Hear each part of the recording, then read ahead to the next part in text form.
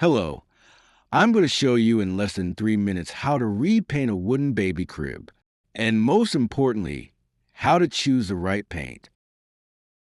I found this crib in the back of an attic, so I'm going to start by cleaning it with a household cleaner. The second step is sanding it with 150 grit sandpaper.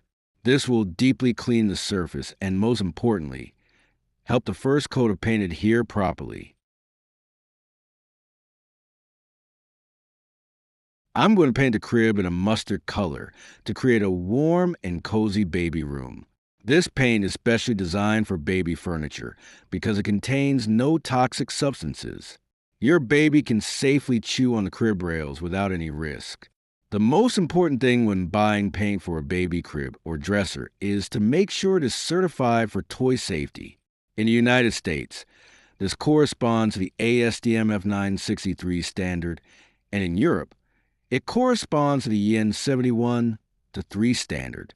In the video description, you'll find a link to a suitable paint available in your country. Once the first coat has been applied, let it dry for 6 hours. Then, before applying the second coat, lightly sand the surface again, this time using 240 grit sandpaper. Apply the second coat of paint, painting in the direction of the wood grain and along the crib bars.